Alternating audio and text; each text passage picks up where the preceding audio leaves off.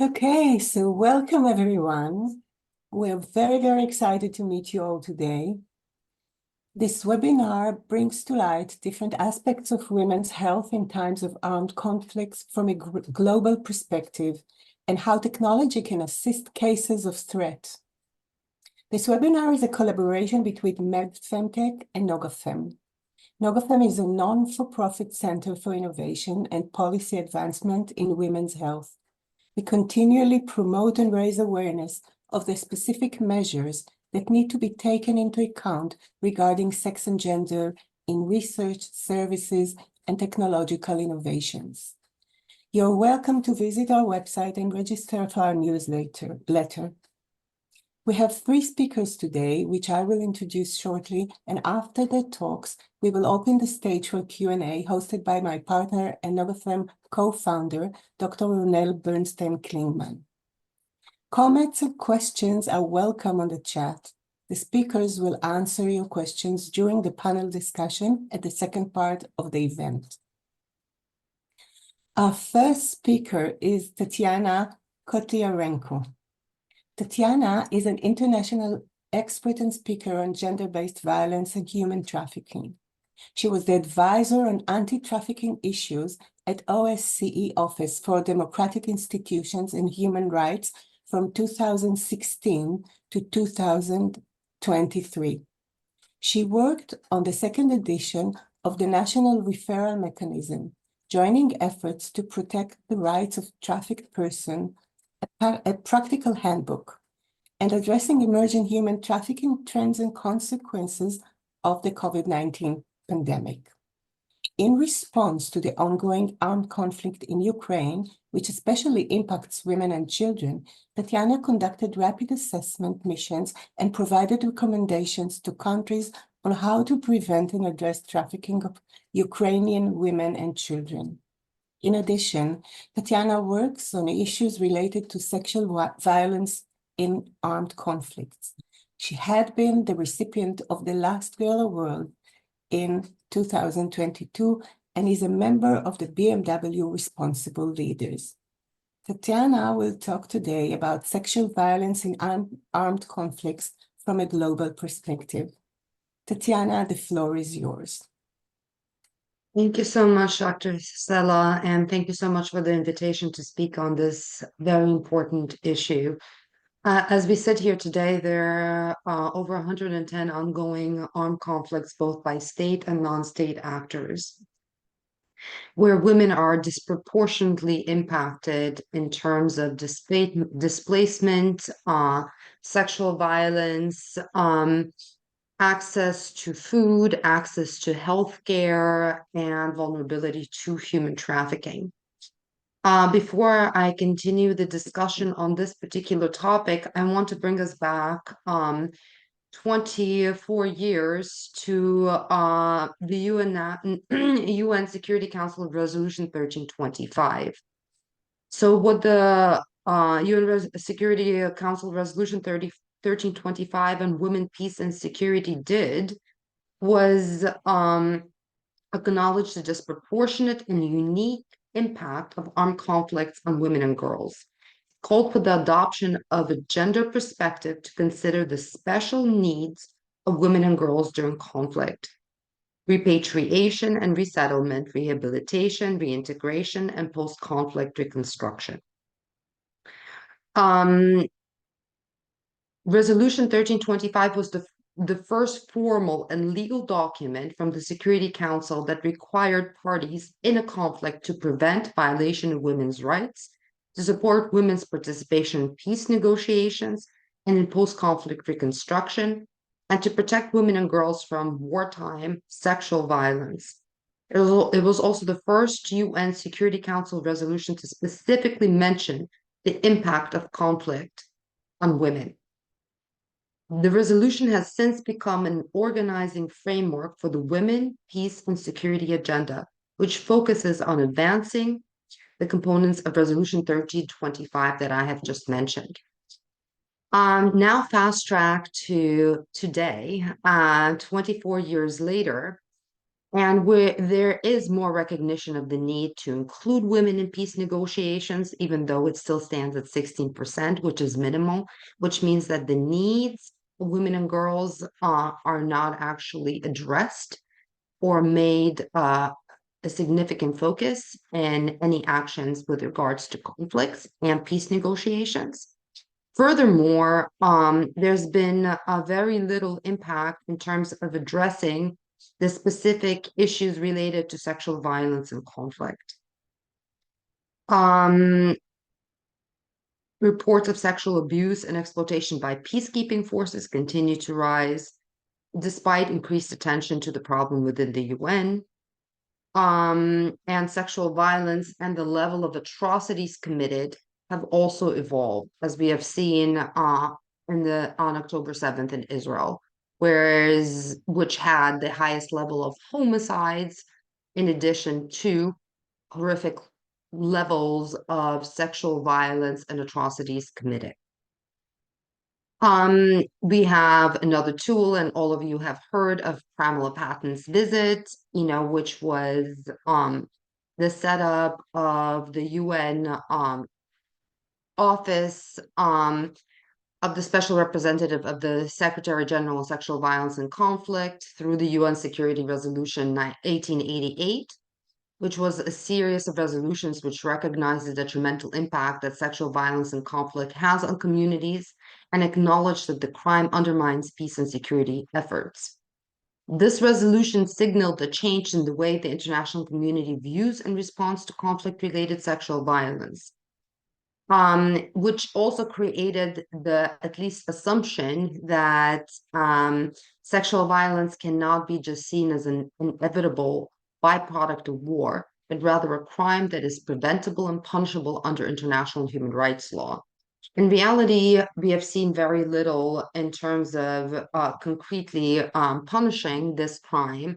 And even if we take it, through the last few years, we have seen horrific levels of sexual violence, not just in Israel, but in Ukraine, in Sudan, in Ethiopia. When we talk about Tigray, we have seen Rohingya as well, and on and on and on and on.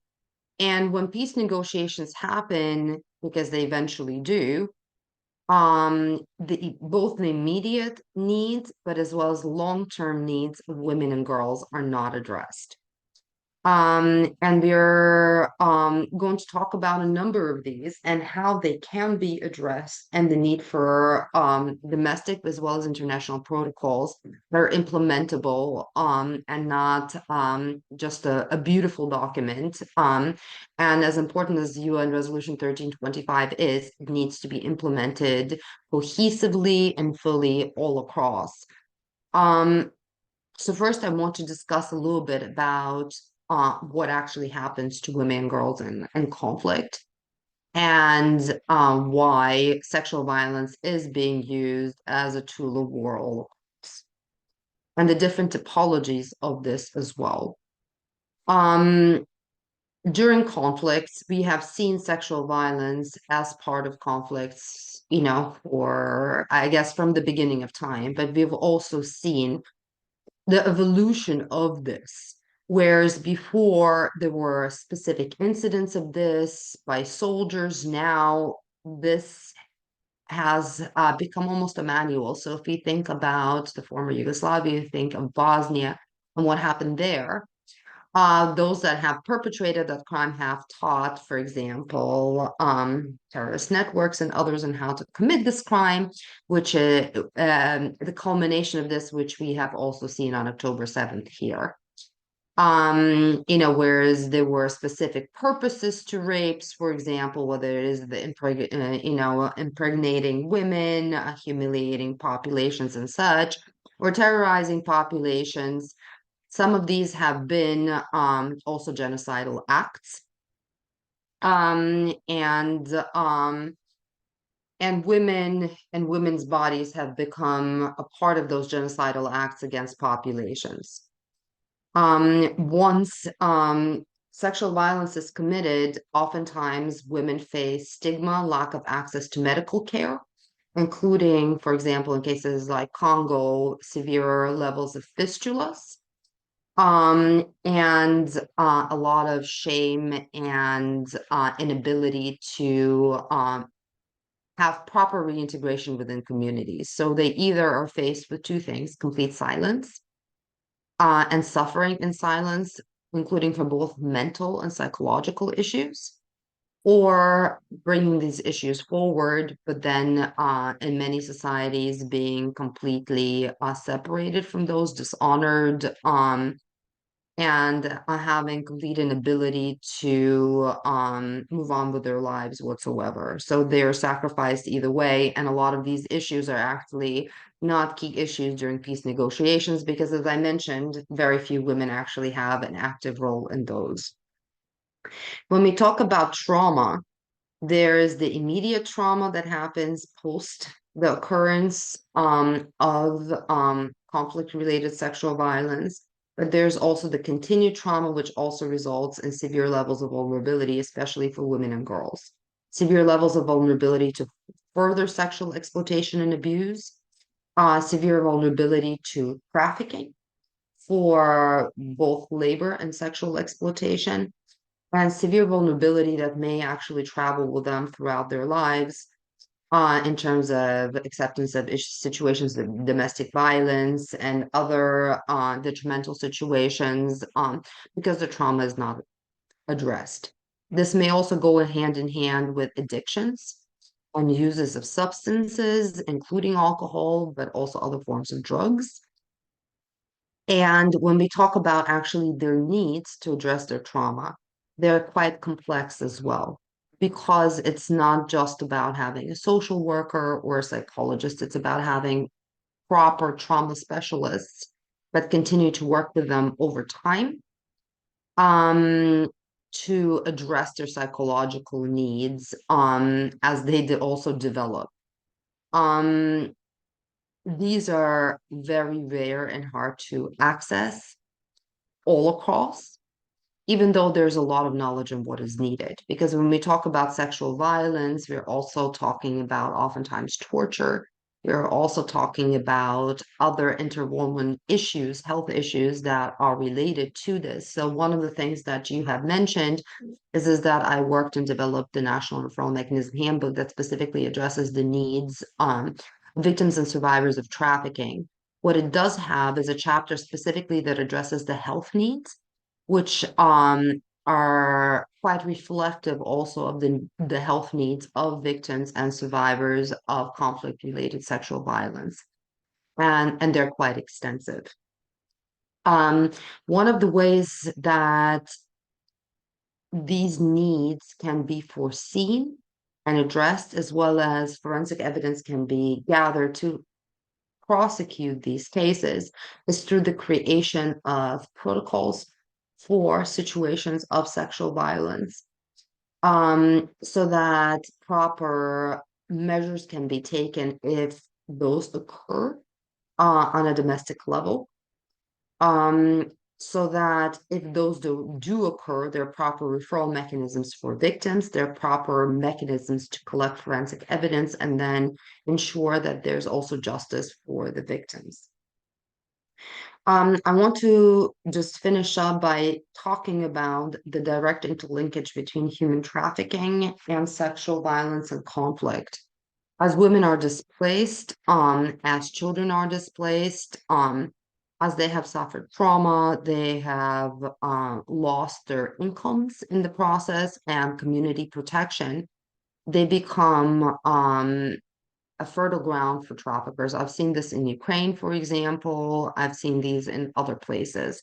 This becomes a huge target for traffickers because of the severe levels of vulnerability that this group may have.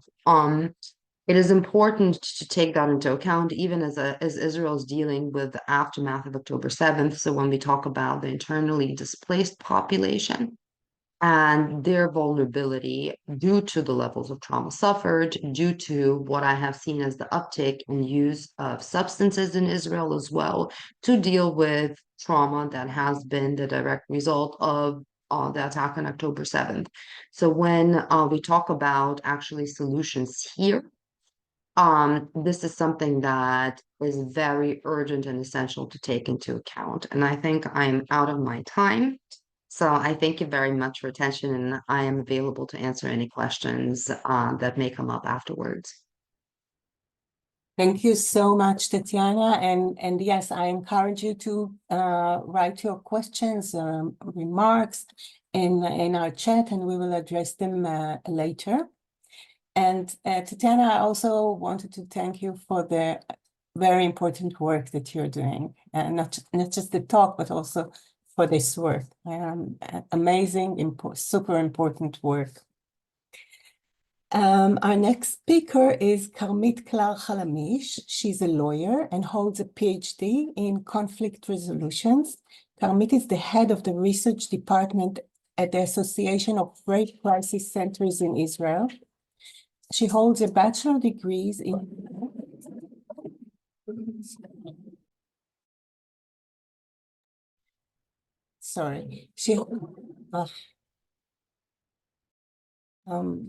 Ronel, can you take over, please? Sure.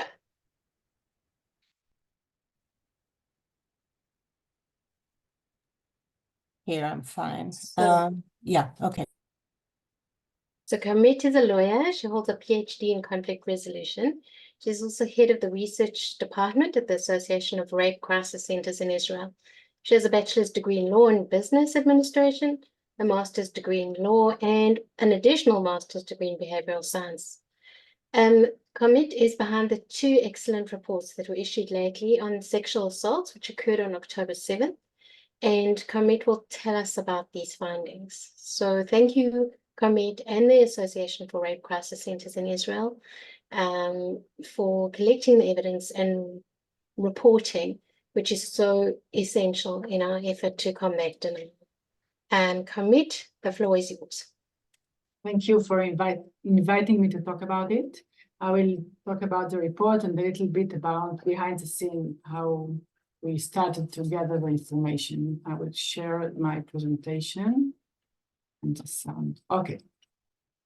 Just a moment. So I want to say that the Association of Rape Crisis Centers in Israel is an NGO. It's very important for me to say that this is we're not funded by the government. We are an NGO. We did it on our own decision. So it's not part of the Israeli government. We have 9 rape crisis centers in Israel, from Kiryat Shmona in the north to Be'er Sheva in the south, which works in the local communities. We are helping victims whatever they need. We are assisting to the legal processes, and we are also working in the education level. The Association of Rape Crisis Centers works in the national level. We promote legislation. We work with policymakers in the media, and also we conduct researches from time to time. Okay, now I'll go back 6 months to October 7th. Personally, it was shocking. A shrieking siren woke up the country. Everybody went to the shelters and safe rooms in their pajamas. When we left the safe room, we turned on television, as we usually do, to see what's going on, and we couldn't believe what we saw there. It was like a horror movie, but real and live. And to get you to feel it, I will show you a short movie about the Nova Festival. It was a big festival with more than 4,000 people. אבא, יש מלא מתים, תשלח משטרה לפה. מתים? אבא, בבקשה, תשלח משטרה לפה. Hello everyone in Israel. I'm really excited to announce my performance. Balagan!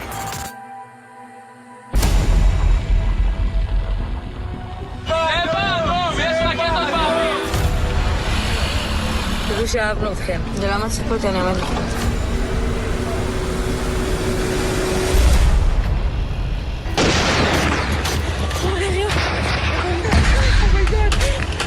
ירו במישהי פה. לא!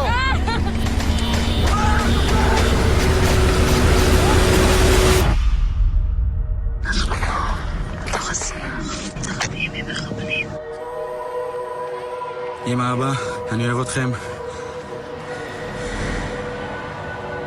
خلي 10,000 يروحوا في الاسلام.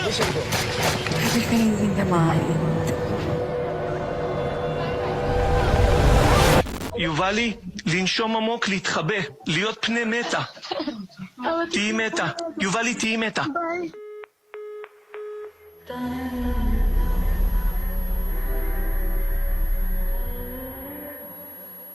It's hard to see it every time.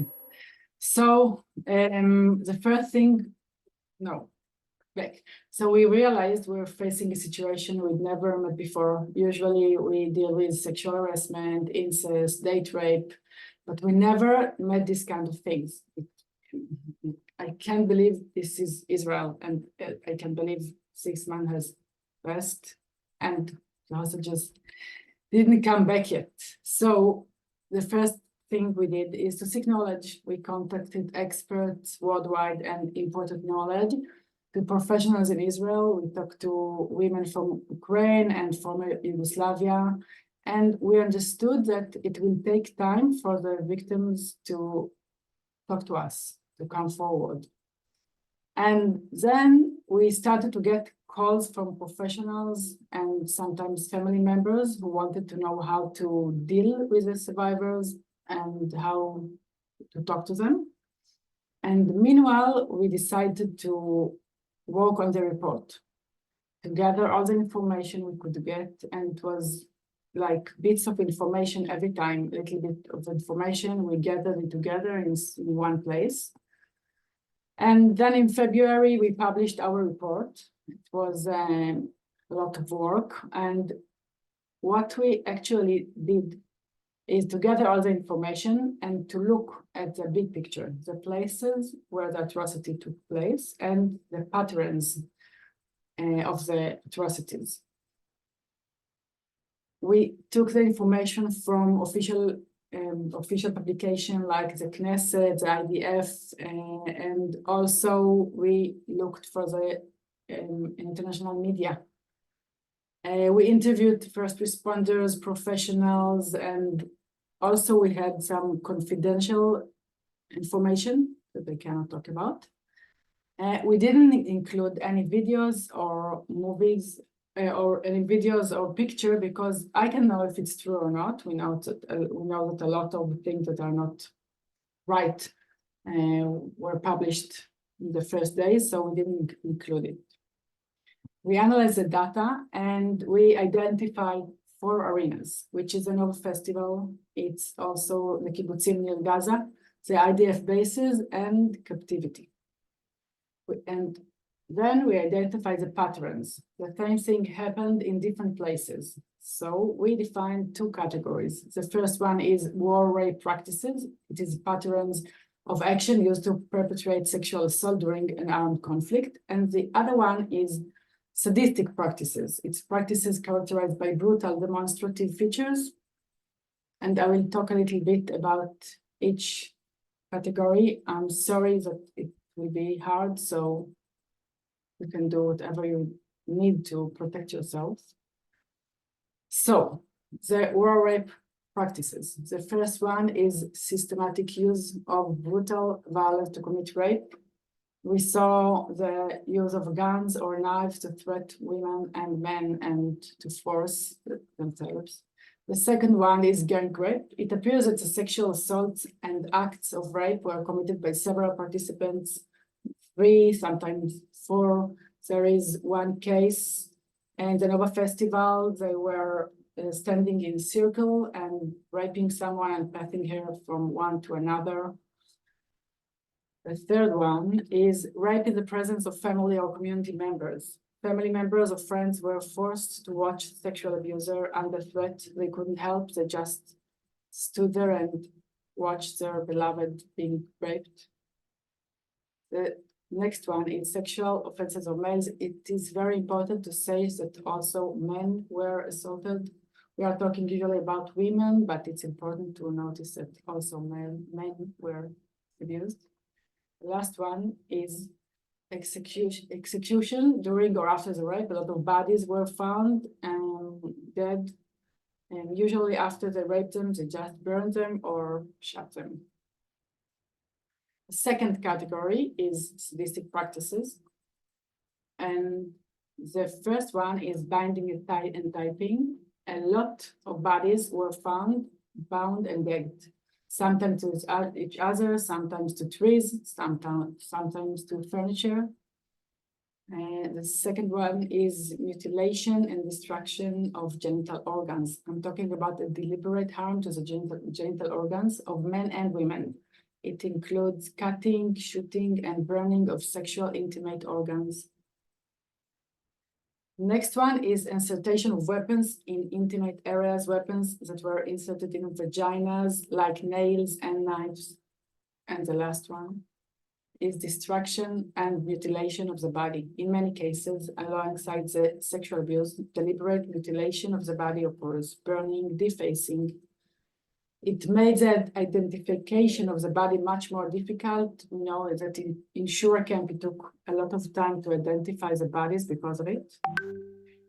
It's very important to say that it wasn't a sporadic incident. It wasn't like one terrorist that went nuts and decided to do these things. It was a systemic attack. It was the same in separate places.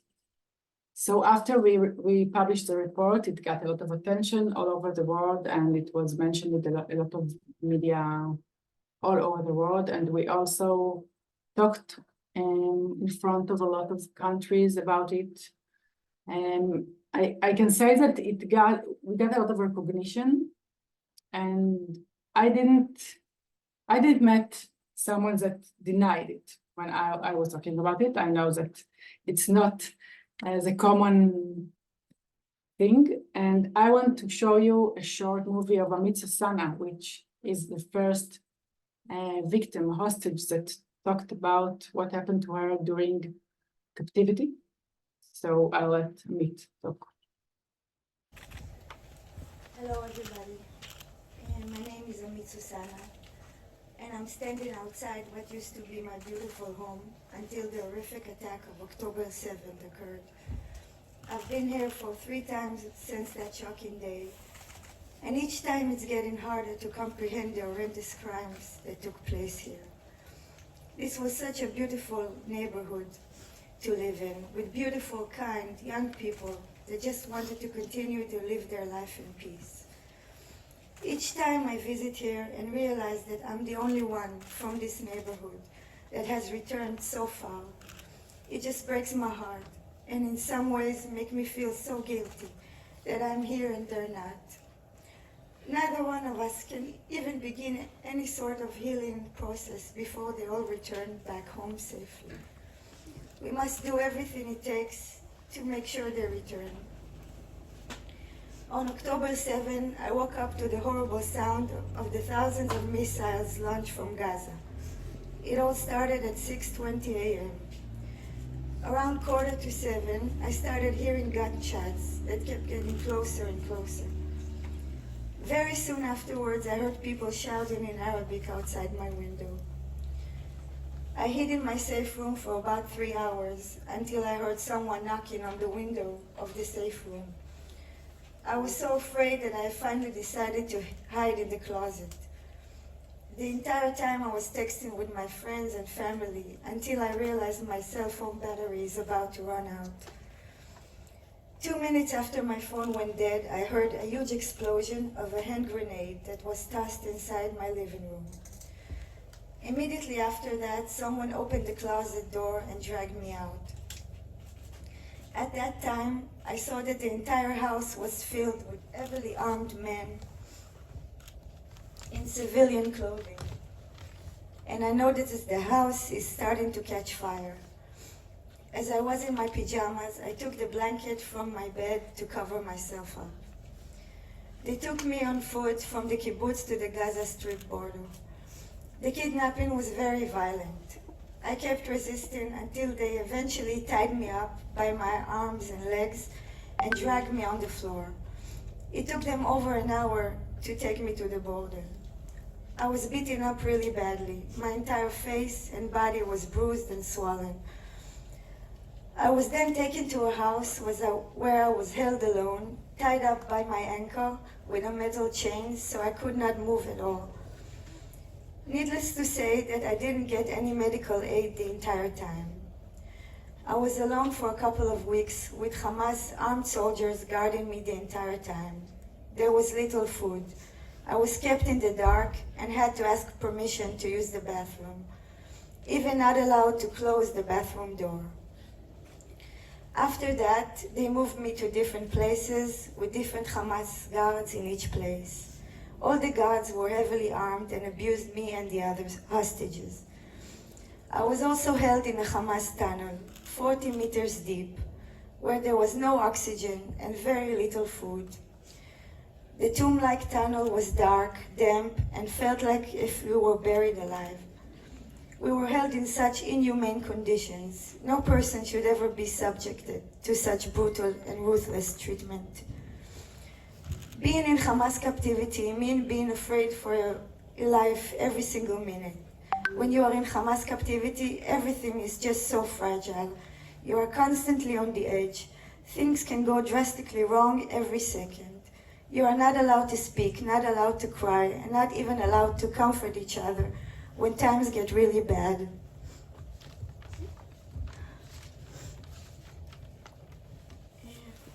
I was under an emotional and physical terror the entire 55 days I was held in captivity, feeling like every moment can be my last. Every second felt like eternity, as I knew that my life can be over at any given moment. I had no control over my mind, over my body and soul. It was absolutely terrifying. The only thing that kept me going there was the belief that the world is behind us, doing everything in its power to release us. I was released after 55 days that felt like eternity. Even though I was there and I know how it feels like, I can't even begin to imagine how it feels like to be held there for 115 days. I hope that the remaining hostages there are able to keep their faith alive and stay strong. But even the toughest souls can't hold on for such a long time.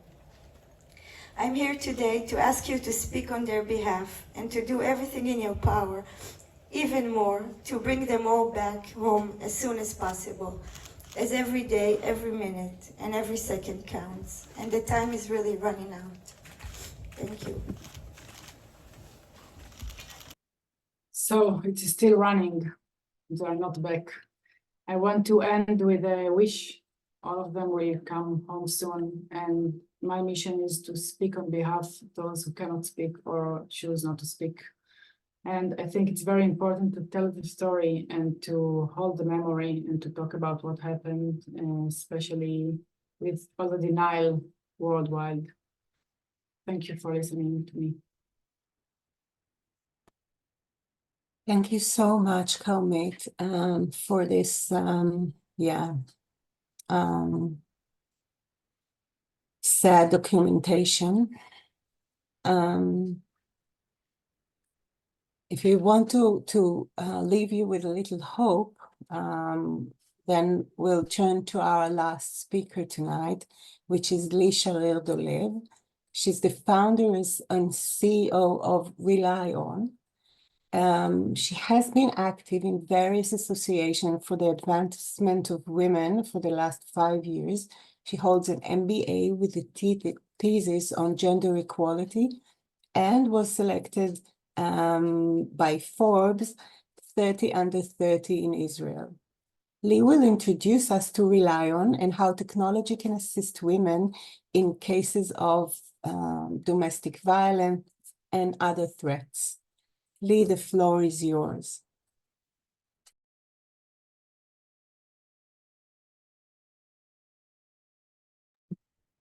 Hi, everyone.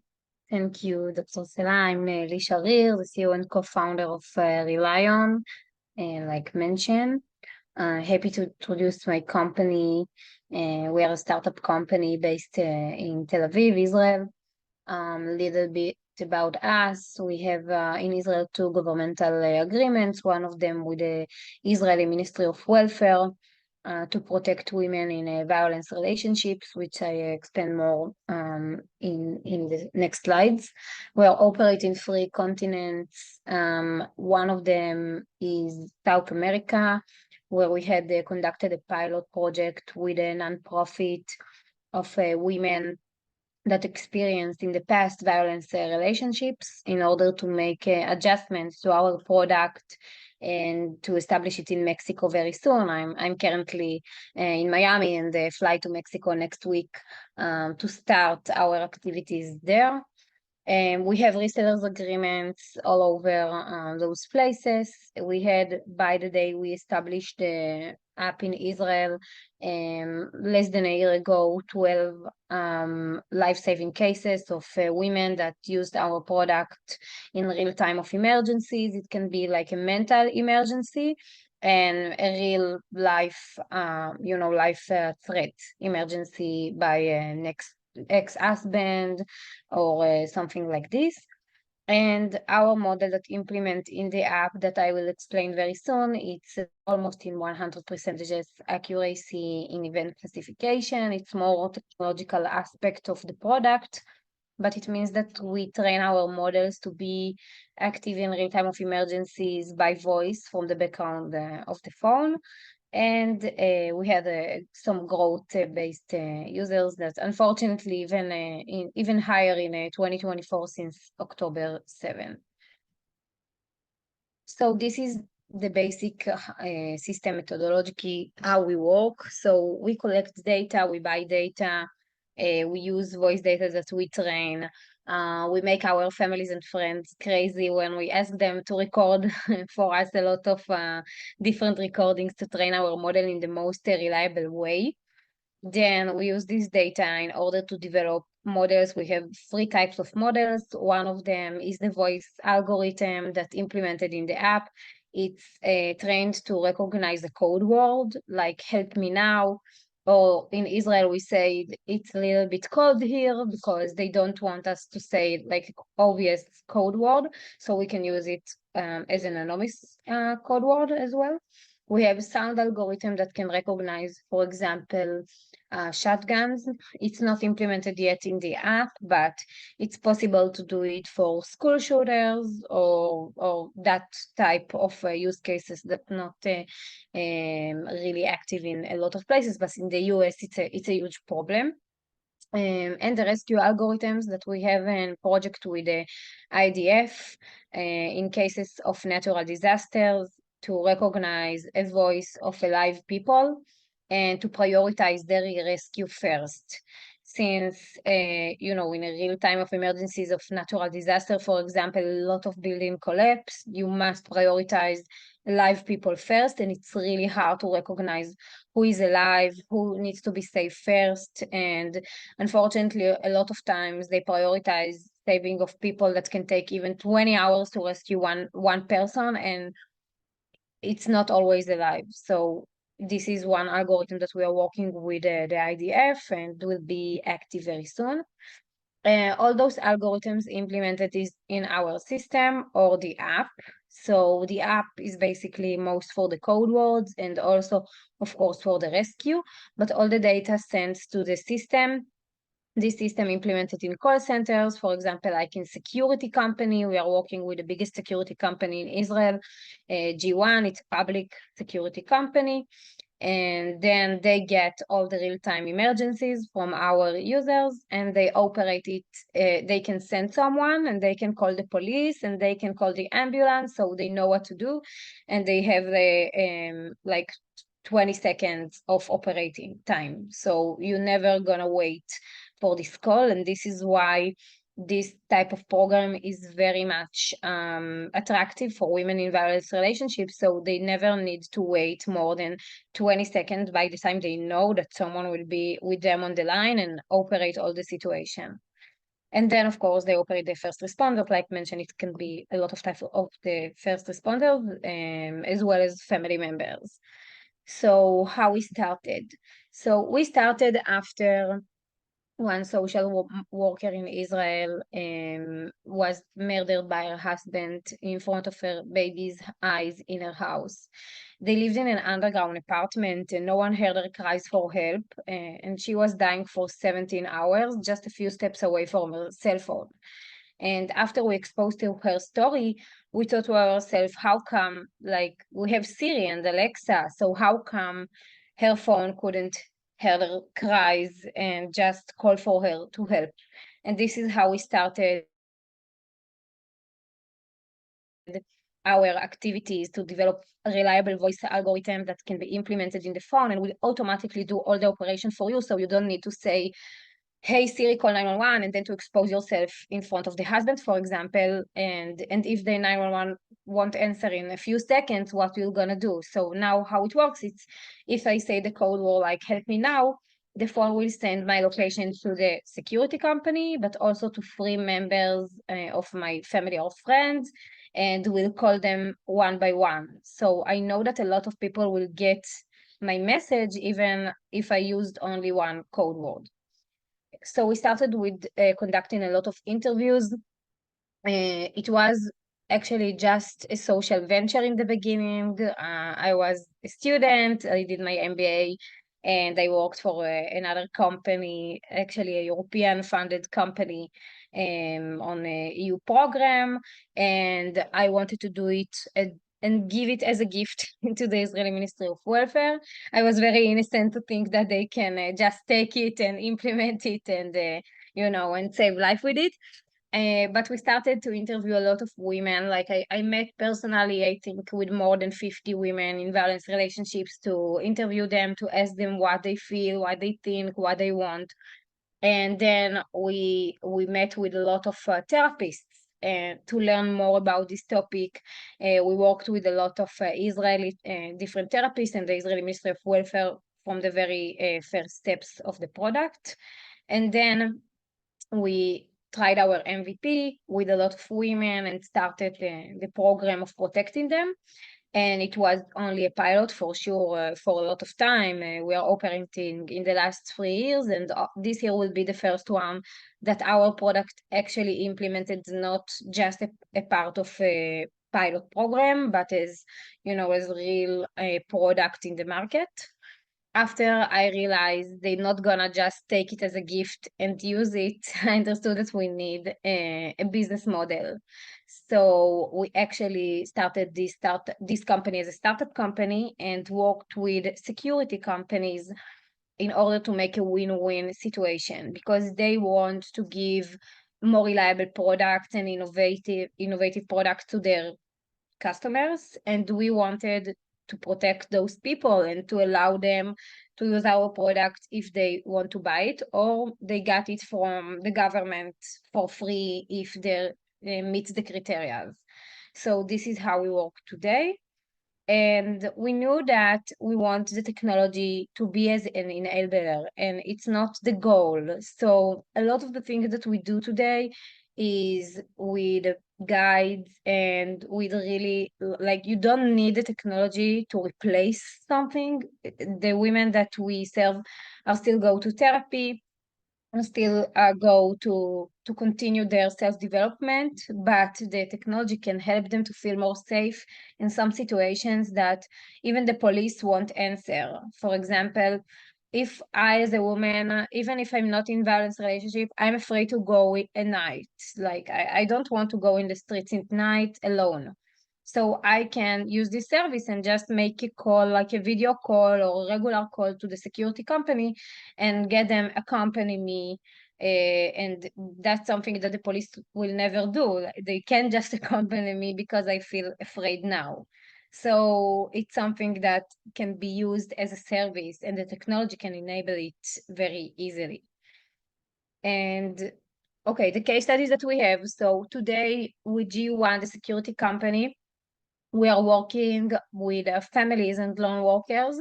So a lot of people not in violence relationships or something like this just want to protect their families, or a lot of business owners that want to protect their workers. For example, if they if you have doctors as part of healthcare institutions and they work alone most of the day and they're exposed to a lot of violence from patients because they don't know everyone. So the employee buy it for them and then they can get these services. The Israeli Home Front Command, like mentioned, we use their system and their natural disaster areas. They have like training places to train our model and to try it. And I hope that in the next 6 months we have it implemented in all over Israel at least. And the last organization is named by the social worker that I mentioned. Her name was Michal Sela, and her sister Lily established Michal Sela Forum. And we started actually in their hackathon, our activity. We won this hackathon, and then we started to work on the product. So with them as a customer, we protect together. This year we'll get not only with them, but with them and more organizations to 500 women in Israel.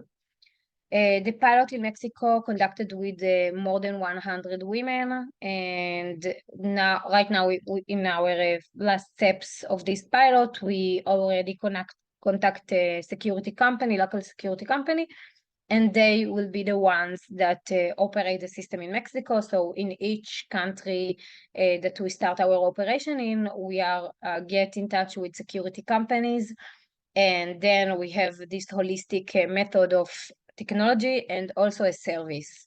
So you don't need to trust only the technology, but you get also the human aspect of a service of the call center that's available for you 24/7 and will operate whatever happen in real time of emergency.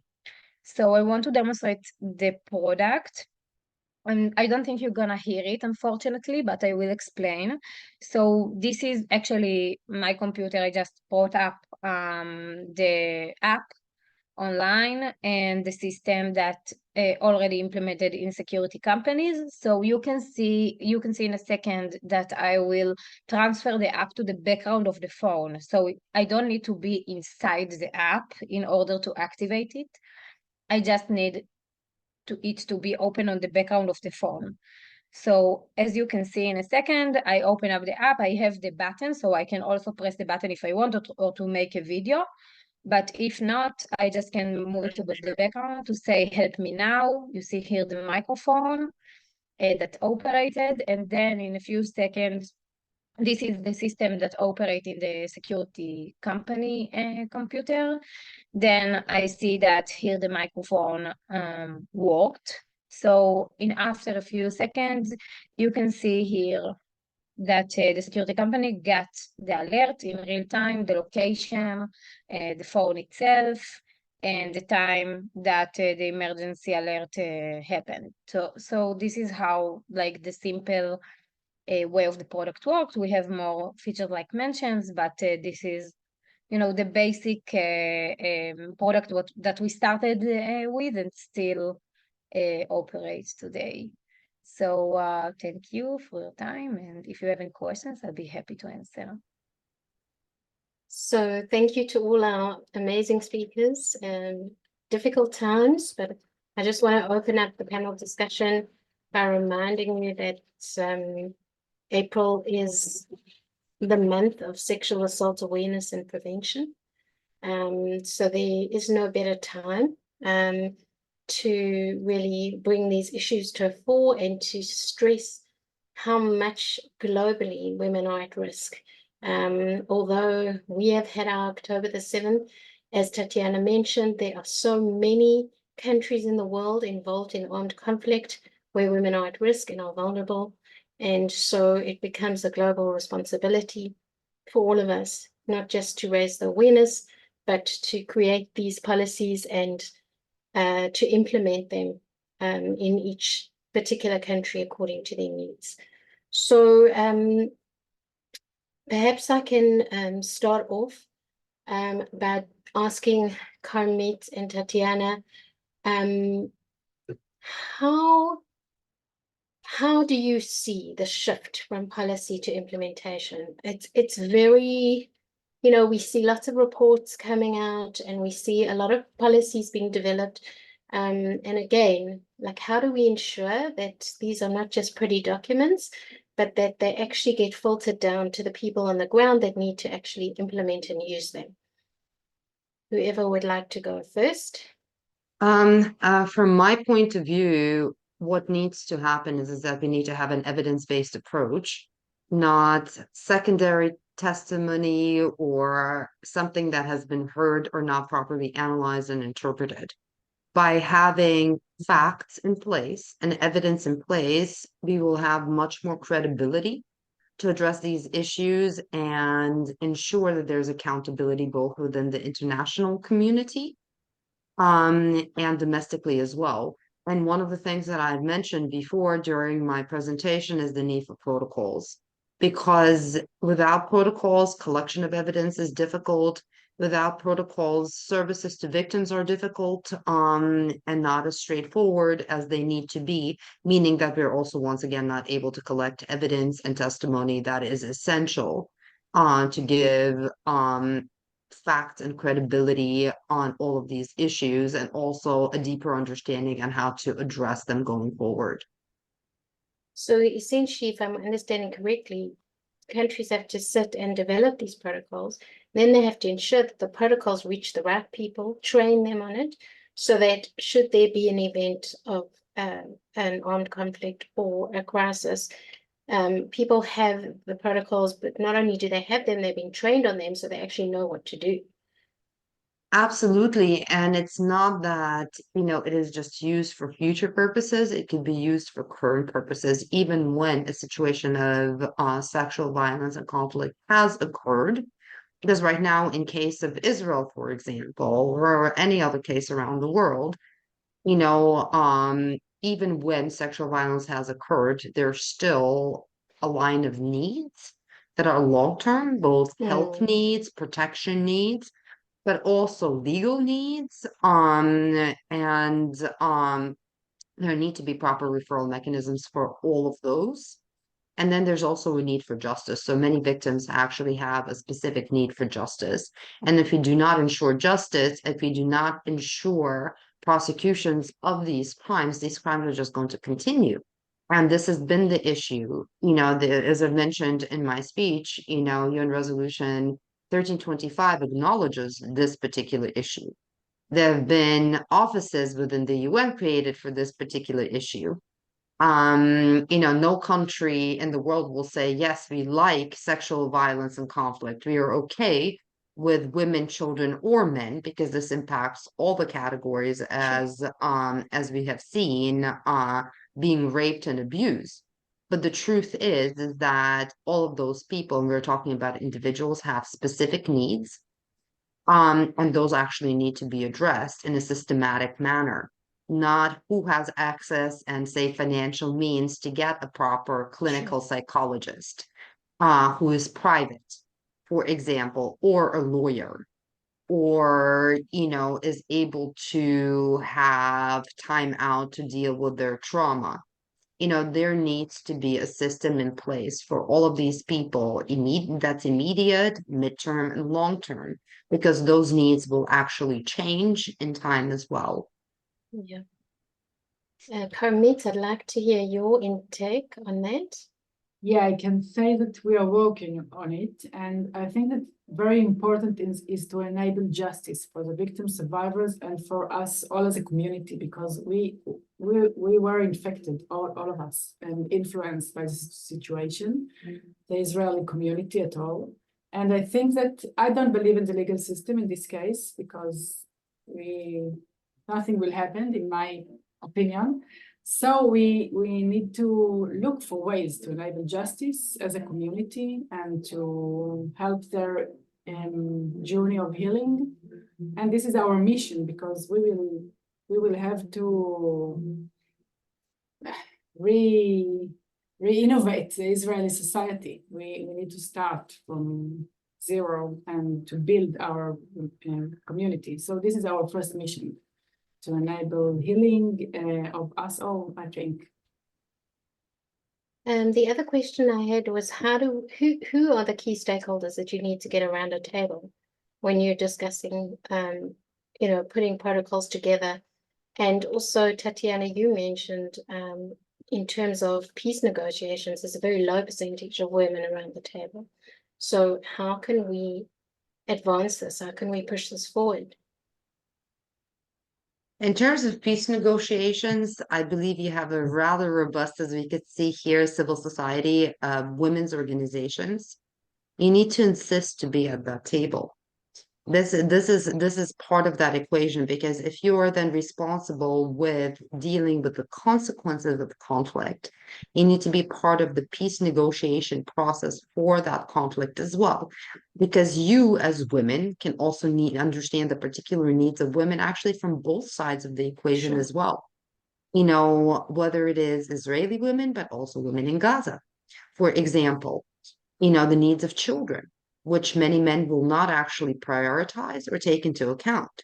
If we're talking about sexual violence that has occurred, for example, on October 7th, the responses to this also need to be part of that peace negotiation. Because if those are ignored, and they generally are, they keep on occurring, as we have seen. So it is about creating enough advocacy and lobby power, and I have seen this here, actually, to have a real seat at the table. Because, for example, even, when it came to negotiations with the Taliban, there were women, Afghan women, that were at the table, like Fawzia Koofi. So if it can be done there, I believe Israeli women can get up and make their voice heard and say that we need seats at the table, not a token seat. Because oftentimes women are given a token seat, but an equal seat in the decisions that are made on our behalf, in any conflict. Yeah. Well, we have some gender issues in Israel before October 7th, and now you're talking to Tatiana, and you're not from here, and I'm thinking, wow, it's a wishful thing to have an equal seat, and I don't know, maybe I'm too pessimistic today, but we can think about it, but it's a start, because either you could start. just sit back and say, you know what, they will not give us that seat, or you can make sure that your voice is heard and your insistence on having the seats at the table, Yeah. because it has direct impact on all of your lives and women's lives, in general, and your children as well. So whatever happens, during any negotiations that directly impact you, you could also have a say on whatever the men say, because the men will always not want us at the tables. And I'm speaking as a radical feminist right now. And, as I've mentioned before, and as you all know, conflict disproportionately impacts us. And, us as women, us as mothers, right? Us as caretakers of the elderly, even. And we need to have a say there. So, this is where you would know the dynamics of what happens here and how to get a seat at that table. But I believe with enough organization and unity between the women's organizations, and I have seen, some of the things the women's organizations have been able to achieve here in Israel before, you should be able to insist. And I'm not saying you will get an equal seat, but at least, okay, you can get enough seats to have an impact. Sure. We are really trying. Maybe we should start from the parliament. This is for the next time. Yes. I have a question for Lee from the audience. It's an interesting one, certainly. The audience would like to know, one of us, our audience, how do can the police connect with that? And are they interested in taking a real responsibility? Or are we still at the stage of a private security company that's coordinating everything, and if the police don't answer, then we move on to whichever else? Yeah, this is a great question. I think that it's the wish that the police will take any responsibility for those women, but I can really tell you that even in Israel, that we are in this process in a very official way for almost 3 years, the police don't want to take any official responsibility for those cases, because a lot of reasons. Some of them are right. For example, those women a lot of time want to call only for their own safety feelings, let's call it this way, and not because a real threat. And then it become a burden for the police, like they described it, because they can't support her mentally and calm her down. It's not their role. They can't come to the spot when they know that nothing actually happens there. So they don't want it to give it, a too much attention of those cases. From the other side, we want to connect our system to the police in order to make people a way to call the police by using their voice. Yes. I'm not sure that this will gonna happen very soon or at all, but we are trying, like we're in this official process for the last 2 years, let's say, in discussions with the police itself. And I believe that, unfortunately, after we have a lot of people in Israel that use this product, right now we have 3,000, it's not enough, but let's say when we'll get to 10,000, maybe they will need to listen because they don't have a choice. So right now it's okay because the security company have their own protocol with the police. The police can prioritize the security company for sure. But yeah, unfortunately, it's not something that we can do easily. Yeah. And then we have another interesting question from our audience, Jacqueline. She's saying that we women are at war every single day of our lives, not necessarily in armed conflicts. Here in Bolivia, every 2 days a woman is murdered, and domestic violence against women is present 24 hours a day. Despite what is written in codes, nothing stops it. On the contrary, it seems to be increasing. What can we do at an international level? It's a tough question. Wow. It's for me, Monet? I would like any of our panel to give their input, please. Perhaps Tatiana, can you address what can we do on an international level to address countries where violence against women is so frequent on a regular, on a day-to-day basis? I think unite as women, right? And take issues of other women as our issues as well. Oftentimes we all work in silos. So many Israeli women have not thought about sexual violence and conflict as their issue until it happened, or were not even aware of the widespread nature of it. There's been a lot of criticism from Israel for women's organizations, for example, not coming forward and addressing certain issues. So this is where we could hold the international organizations accountable for ensuring standards, and implementation of international law in terms of protection of women. We have CEDAW, for example, just as one example. And then use international platforms to put pressure on these issues, but also unite and ask the other organizations, what do you need? Because we have certain skills and expertise on particular issues, whether it is femicide, whether it is domestic violence, whether it is child marriage, other forms of violence against women and girls, and share that expertise and support each other wherever we can, because that is the important factor in all of this. Also creating enough funding and resources, and those could be human resources, but also financial resources to create real solutions in place, not just raise issues, but create solutions and pressure our governments to say that foreign aid, foreign support, foreign assistance is dependent upon countries' protection of the rights of women and girls. Yes. And we have seen the horror actually all across the world. We could go from country to country, and whether they're in the West or in the East, and they have very specific issues that relate to violence against women and girls, inequality in society for women and girls. There hasn't been one country that has truly reached parity, and we're in 2024. So this is where, unless we actually really unite together as a movement to say that we insist on solutions, on funding, on support, and advocate for that together, we're going to be talking about the same issues 10 years from now, 20 years from now, and we wouldn't have done, anything for our daughters. And I'm talking, from my perspective, I have daughters. I want to see a better future for them. Sure.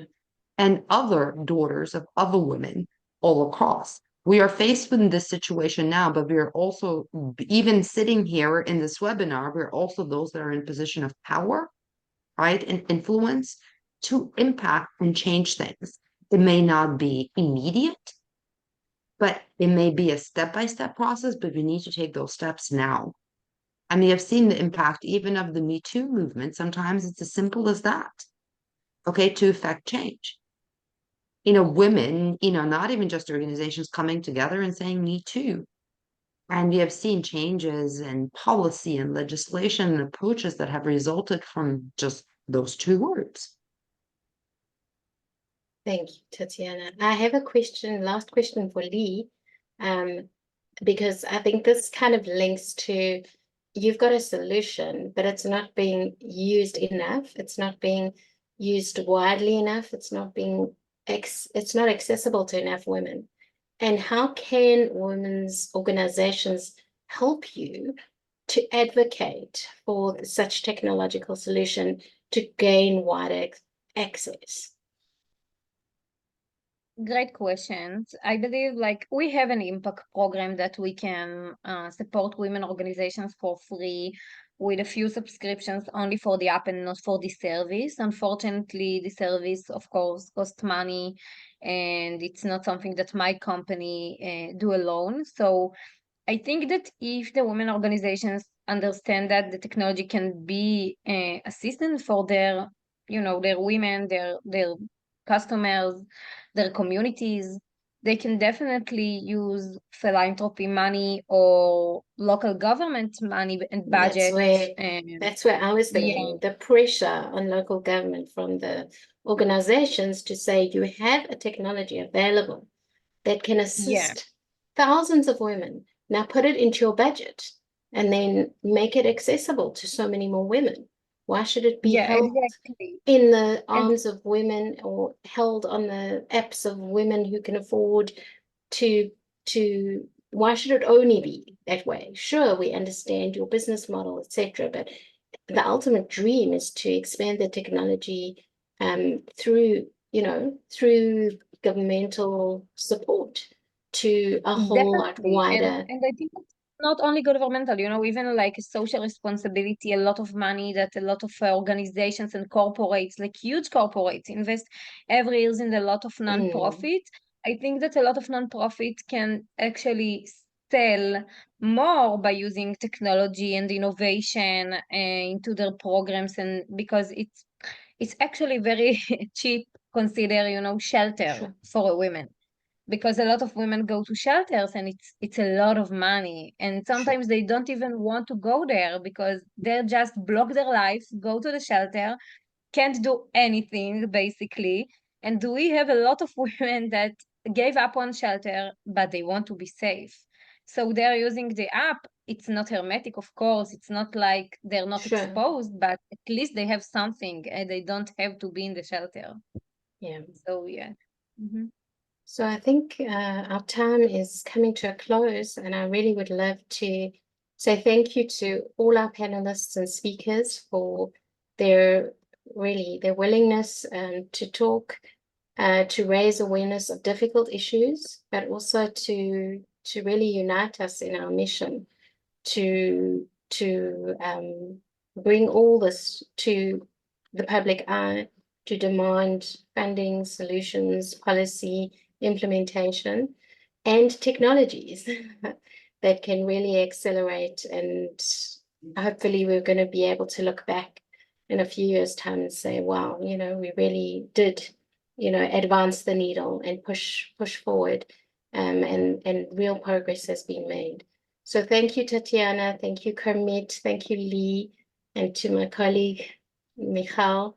and of course to our MedFemTec co-host of this webinar. Thank you to everyone. Thank you to everyone who attended. And a recording will be available of this webinar for those of you who missed it.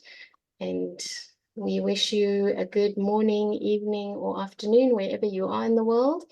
And let us keep all the women and young girls of this world safe.